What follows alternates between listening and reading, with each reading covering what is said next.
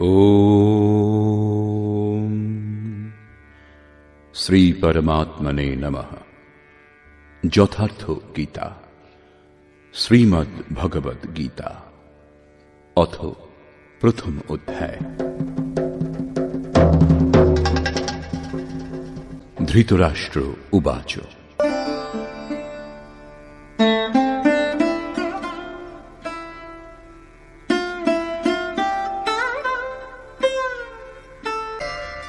ধৃতরাষ্ট্র জিজ্ঞাসা করলেন, হে সঞ্জয়, ধর্মভূমি কুরুক্ষেত্রে যুদ্ধার্থে সমবেত হয়ে আমার এবং পাণ্ডুর পুত্রগণ কি করল? অজ্ঞানরূপ ধৃতরাষ্ট্র এবং সংযমরূপ সঞ্জয়। অজ্ঞান মনের অন্তরালে থাকে।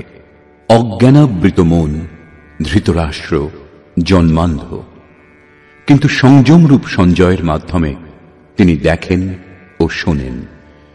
তিনি জানেন যে পরমাত্মাই একমাত্র সত্য। যতক্ষণ পর্যন্ত ধৃতরাষ্ট্র থেকে উৎপন্ন মোহরূপ দুর্যোধন জীবিত থাকে, ততক্ষণ এর দৃষ্টি সদা সর্বদা কৌরবগণের উপরেই থাকে, অর্থাৎ বিকারের উপরেই থাকে। শরীর একটি ক্ষেত্র। যখন হৃদয় রাজ্যে দৈবী গুণসমূহের বাহুল্য ঘটে, তখন এই শরীর ধর্মক্ষেত্রে পরিণত হয়, এবং যখন এতে আসরিক প্রবৃত্তির বাহুল্য ঘটে, তখন এই শরীর কুরুক্ষেত্রে পরিণত হয়। কুরু অর্থাৎ কর, এই শব্দ আদেশাত্মক। শ্রীকৃষ্ণ বলছেন, প্রকৃতিজাত তিনটি গুণের বশীভূত হয়েই মানুষ কর্ম করে। ক্ষণমাত্র কর্ম না করে থাকতে পারে না। গুণত্রয় তাকে দিয়ে করিয়ে নেয়। ঘুমন্ত অবস্থাতেও কর্ম বন্ধ হয় না, সেটিও সুস্থ দেহের আবশ্যক খোরাক মাত্র। এই তিন গুণ মানুষকে দেবতা থেকে শুরু করে কীট পর্যন্ত দেহের বন্ধনেই আবদ্ধ করে। যতক্ষণ প্রকৃতি এবং প্রকৃতিজাত গুণ জীবিত, ততক্ষণ কুরু সক্রিয় থাকবে। অতএব জন্ম মৃত্যুময় এই ক্ষেত্র, বিকারযুক্ত এই ক্ষেত্রই কুরুক্ষেত্র, এবং পরম ধর্ম পরমাত্মাতে প্রবেশ প্রদান করতে পারে যে পুণ্যময় প্রবৃত্তিসমূহ, সেই পুণ্যময় প্রবৃত্তিসমূহের অর্থাৎ পাণ্ডবের ক্ষেত্রই ধর্মক্ষেত্র। পুরাতত্ত্ববিদগণ পাঞ্জাব, কাশী, প্রয়াগ এবং অন্যান্য বহু স্থানের মধ্যে কুরুক্ষেত্রের নির্দিষ্ট স্থান অনুসন্ধান কার্যে রত আছেন।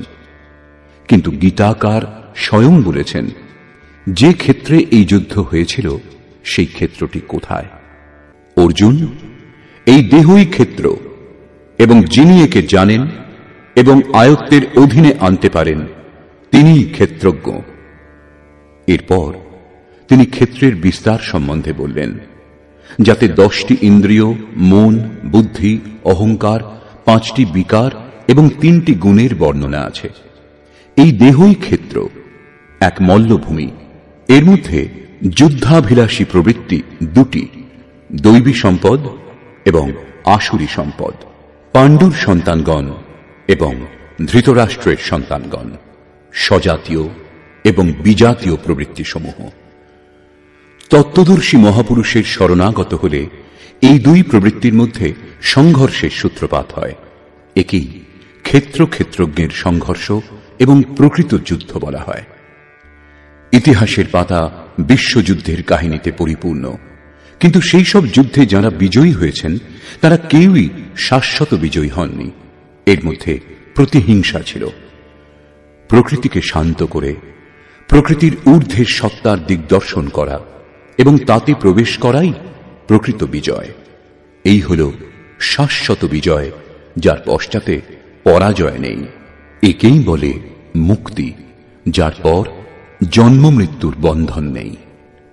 এইভাবে অজ্ঞানে আবৃত প্রত্যেক মন সংযমের দ্বারা জানতে পারে ক্ষেত্রজ্ঞের যুদ্ধের পরিণাম কি হয়।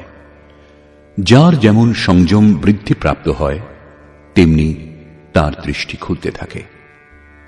সঞ্জয় উবাচ। সেই সময় রাজা দুর্যোধন বুহ রচনাযুক্ত পাণ্ডবগণের সেনাকে দেখে দ্রোণাচার্যের কাছে গিয়ে এই কথা বললেন। দ্বৈতের আচরণই দ্রোণাচার্য। যখন অনুভব হয় যে পরমাত্মা থেকে আমরা পৃথক, একেই বলে দ্বৈতবোধ, তখনই তাঁকে লাভ করার জন্য ব্যাকুলতা জেগে ওঠে। তখনই আমরা গুরুর খোঁজে বেরিয়ে পড়ি। দুই প্রবৃত্তির মধ্যে একেই প্রাথমিক গুরু বলা যেতে পারে, যদিও পরে যোগেশ্বর শ্রীকৃষ্ণই সদ্গুরু হবেন, যিনি যোগের পূর্ণ স্থিতি প্রাপ্ত মহাপুরুষ। রাজা দুর্যোধন আচার্যের কাছে যান। মোহরূপ দুর্যোধন, মোহই সকল ব্যাধির মূল ও রাজা। দুর্যোধন দূর অর্থাৎ দূষিত, যৌধন অর্থাৎ সেই ধন। আত্মিক সম্পত্তি স্থির সম্পত্তি, তাতে যে আবিলতা সৃষ্টি করে তা মোহ। এই মোহ প্রকৃতির দিকে আকৃষ্ট করে এবং প্রকৃত জ্ঞানের জন্য প্রেরণাও প্রদান করে। মোহ আছে বলেই জানার প্রশ্নও আছে, অন্যথা সকলই পূর্ণ। অতএব বুহ রচনাযুক্ত পাণ্ডবগণের সেনাকে দেখে, অর্থাৎ পুণ্যজাত স্বজাতীয় বৃত্তিসমূহকে সংগঠিত দেখে মোহরূপ দুর্যোধন প্রথম গুরু দ্রোণের কাছে গিয়ে বললেন, হে আচার্য, আপনার বুদ্ধিমান শিষ্য দ্রুপদ পুত্র ধৃষ্টদ্যুম্ন দ্বারা বুহাকার রচিত পাণ্ডুপুত্রগণের এই বিপুল সৈন্য সমাবেশ দর্শন করুন। শাশ্বত অচল পদে আস্থা রাখতে পারে যে দৃঢ় মন, তাকে বলে ধৃষ্টদ্যুম্ন। একেই বলে পুণ্যময় প্রবৃত্তি সমূহের নায়ক। সাধন কঠিন ন মন কর টেকা। সাধন কঠিন নয়, মন দৃঢ় হওয়া কঠিন। এবার বললেন সেনার বিস্তার। এই সেনার মধ্যে মহেশবাসা, মহান ঈশ্বর তত্ত্বে অবস্থিতি প্রদান করতে সক্ষম যে ভাবরূপ ভীম, অনুরাগরূপ অর্জুন, এদের সমকক্ষ অনেক শূরবীর, যেমন সাত্ত্বিকতারূপ সাত্ত্বকী। বিরাট, সর্বত্র ঈশ্বরীয় ভাবপ্রবাহের ধারণা। মহারথী রাজা দ্রুপদ অর্থাৎ অচল স্থিতি, এবং ধৃষ্টকেতু দৃঢ় কর্তব্য। চেকিতানা, মন যেখানেই যাক বলপূর্বক সেখান থেকে আকর্ষণ করে ইষ্টে স্থির করা। কাশীরাজ, কায়ারূপ কাশীতেই সেই সাম্রাজ্য। পুরুজিত, স্থূল সূক্ষ্ম ও কারণ শরীরকে জয় করতে সাহায্য করে যে, সেই পুরুজিত। কুন্তি ভোজ, কর্তব্যের দ্বারা জগতের উপর জয়লাভ, নরের মধ্যে শ্রেষ্ঠ। শৈব্য অর্থাৎ সত্য ব্যবহার, এবং পরাক্রমশালী যুধামন্য, যুদ্ধের অনুরূপ মনের বোধ। উত্তমৌজাহা, শুভকামনায় মগ্ন সুভদ্রাপুত্র অভিমন্যু। শুভ আধার লাভ হলে মন ভয়মুক্ত হয়ে যায়। এরূপ শুভ আধার প্রাপ্ত অভয় মন ধ্যানরূপ দ্রৌপদীর পঞ্চপুত্র। বাৎসল্য, লাবণ্য, সহৃদয়তা, সৌম্যতা, স্থিরতা, এরা সকলেই এক একজন মহারথী। সাধন পথে সম্পূর্ণ যোগ্যতার সঙ্গে চলার শক্তি এরাই যোগায়। এইভাবে রাজা দুর্যোধন পাণ্ডব পক্ষের 15-20টি নামের উল্লেখ করলেন, যেগুলি দৈবী সম্পদের গুরুত্বপূর্ণ অঙ্গ। বিজাতীয় প্রবৃত্তির রাজা হওয়া সত্ত্বেও মোহই স্বজাতীয় প্রবৃত্তি সমূহকে অনুভব করতে বাধ্য করে। এরপর দুর্যোধন নিজের পক্ষের সংক্ষিপ্ত বর্ণনা করলেন। এই যুদ্ধ পার্থিব যুদ্ধ হলে সসৈন্য দলের সংখ্যা বাড়িয়ে বলতেন। বিকারের সংখ্যা কম প্রদর্শিত করলেন, যেহেতু এই বিকারগুলিকেই জয় করতে হবে। এরা বিনাশশীল। কেবল 5-7টি বিকার সম্বন্ধেই বলা হয়েছে, যাদের অন্তরালে বহির্মুখী প্রবৃত্তিসমূহ বিদ্যমান। যেমন, হে দ্বিজোত্তম, আমাদের পক্ষে যে সকল বিশিষ্ট যোদ্ধা ও সেনাপতি আছেন তাদেরকে অবগত হন। আপনার অবগতির জন্য তাদের নাম বলছি। বাহ্য যুদ্ধে সেনাপতির জন্য দ্বিজোত্তম সম্বোধন অপ্রাসঙ্গিক। বস্তুত গীতাশাস্ত্রে অন্তঃকরণের 2টি প্রবৃত্তির সংঘর্ষের বর্ণনা করা হয়েছে, যেখানে দ্বৈতের আচরণই হল দ্রোণ।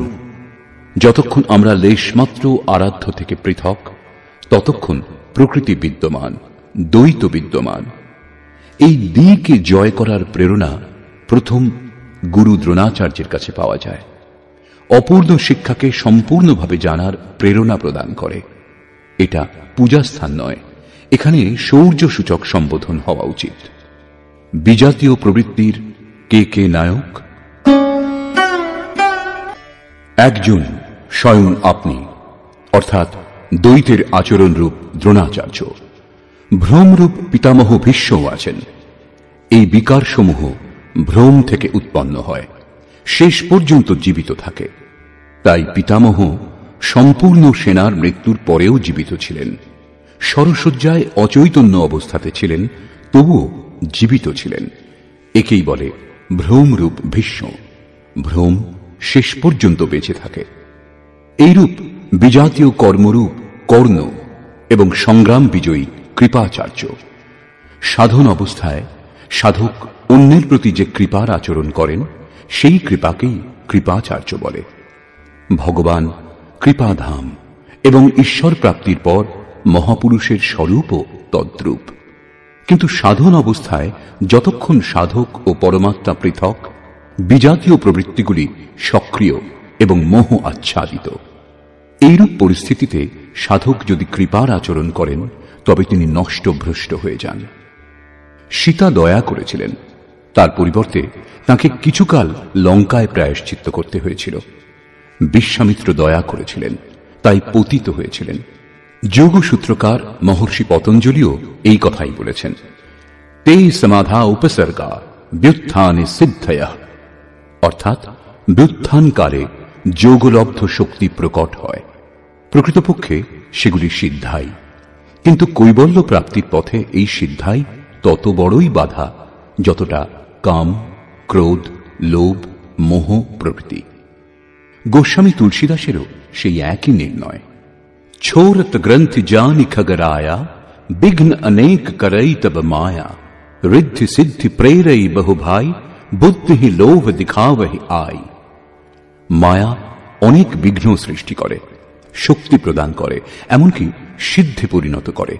এইরূপ সিদ্ধ সাধক যদি পাশ দিয়ে শুধু হেঁটে যান, তাহলে মরণাপন্ন রোগীও বেঁচে ওঠে। সেই রোগী যদিও সুস্থ হয়ে ওঠে, কিন্তু সাধক যদি সেটা নিজের অবদান বলে মনে করেন, তাহলে তিনি নিশ্চয়ই নষ্ট ভ্রষ্ট হয়ে যাবেন। একজন রোগীর স্থানে হাজার হাজার রোগী তাকে ঘিরে ধরবে এবং ভজন চিন্তনের ক্রম অবরুদ্ধ হয়ে যাবে। পথভ্রান্ত হতে হতে প্রকৃতির বাহুল্য হবে। যদি লক্ষ্য দূরে এবং সাধক কৃপা করেন, তবে কৃপার একার আচরণই সমিতিঞ্জয়, অর্থাৎ সমস্ত সেনাবাহিনীকে জয় করবে। এই কারণে যতক্ষণ সাধক পূর্ণতা লাভ না করছেন, ততক্ষণ এই সব থেকে সাবধান থাকা দরকার। দয়া বিনু সন্ত কসাই দয়া করি তো আফত আই, অর্থাৎ দয়া না করলে সাধু ব্যক্তি কসাইয়ের সমতুল্য, আর দয়া প্রদর্শন করলেও অধঃপতনের সম্ভাবনা। এইরূপ আসক্তিরূপ অশ্বত্থামা জগতের, অর্থাৎ জাগতিক যে কোনো বস্তুর প্রতি আকর্ষণকেই আসক্তি বলে। দ্বৈতের আচরণই দ্রোণাচার্য। এই দ্বৈতই আসক্তির জন্মদাতা। শস্ত্রধারী অবস্থাতে আচার্য দ্রোণকে বধ করা সম্ভব ছিল না, তিনি অজেয় ছিলেন। ভগবান শ্রীকৃষ্ণ বলেছিলেন, কৌরব পক্ষের একটি হাতির নাম অশ্বত্থামা। ভীম সেই হাতিটিকে হত্যা করেছে। অশ্বত্থামা মারা গিয়েছে, এইরূপ ঘোষণা করুন। এই অপ্রিয় ঘটনার কথা শুনে আচার্য মর্মাহত হয়ে শিথিল হয়ে যাবেন। সেটাই তাকে বধ করার উপযুক্ত সময়। ভীম হাতিটিকে বধ করে হত্যা করে প্রচার করেছিলেন, অশ্বত্থামা মারা গিয়েছে। আচার্য দ্রোণ ভেবেছিলেন তার পুত্র অশ্বত্থামা মারা গিয়েছে। তিনি শোকে মুহ্যমান হয়ে পড়েছিলেন। ধনুক তার হাত থেকে পড়ে গিয়েছিল। তিনি হতাশ, নিশ্চেষ্ট হয়ে যুদ্ধভূমিতে বসে পড়েছিলেন। সেই মুহূর্তে তাকে বধ করা হয়েছিল। পুত্রের প্রতি অত্যধিক আসক্তি তার মৃত্যুর কারণ হয়ে দাঁড়িয়েছিল। অশ্বত্থামা দীর্ঘজীবী ছিলেন। নিবৃত্তির শেষ মুহূর্ত পর্যন্ত বাধা দেয়, তাই একে অমর বলা হয়েছে। বিকল্পরূপ বিকর্ণ সাধনার উন্নত অবস্থাতে মনে কিছু অসাধারণ কল্পনার উদয় হয়। মনে সংকল্প বিকল্প জাগে যে স্বরূপ লাভের পর ভগবানের তরফ থেকে কিরূপ সিদ্ধাই, কিরূপ অলৌকিক শক্তি প্রদান করা হবে। সাধক ঈশ্বর চিন্তনের পরিবর্তে ঈশ্বরের ঐশ্বর্যের চিন্তা করতে শুরু করেন। যদিও সাধকের উচিত একাগ্র হয়ে কর্ম করে যাওয়া, ফললাভের কামনা করা উচিত নয়, কিন্তু যখন তিনি সিদ্ধাই অর্থাৎ যোগলব্ধ শক্তির কামনা করতে শুরু করেন, তখন এইরূপ মনোভাব অর্থাৎ বিকল্পকেই বিকর্ণ বলে। এই কল্পনাগুলি অসাধারণ, কিন্তু সাধনাতে ভয়ঙ্করভাবে বাধা দেয়। ভ্রম উৎপাদক শ্বাসই হল ভূরিশ্রবা। সাধনা স্তর উন্নত হলে সকলেই সাধকের প্রশংসা করতে শুরু করেন। বলে, ইনি মহাত্মা, ইনি সিদ্ধ পুরুষ, দিব্য গুণের অধিকারী। তার সমক্ষে লোকপালও বিনীত হয়ে যান। এমন ব্যবহার এবং প্রশংসা দ্বারা সাধক আনন্দের আতিশয্যে পথহারা হন। এইরূপ শ্বাসকেই ভূরিশ্রবা বলা হয়। পূজ্য গুরুদেব বলতেন, সমাজ যদি পুষ্পবৃষ্টি করে, প্রশংসা করে, বিশ্ববন্দ জগৎগুরু বলে, তোমার তাতে কিছু লাভ হবে না, শুধু কান্নাকাটি করতে থাকবে। কিন্তু যদি ভগবান তোমাকে সাধুর আখ্যা দেন, তবে সর্বস্ব লাভ করবে। সমাজ বলুক অথবা নাই বলুক, তুমি সর্বস্ব লাভ করবে। এইরূপ প্রশংসাতে অভিভূত হওয়াকেই ভ্রম উৎপাদক শ্বাস অর্থাৎ ভূরিশ্রবা বলে। অত্যধিক প্রশংসার ফলে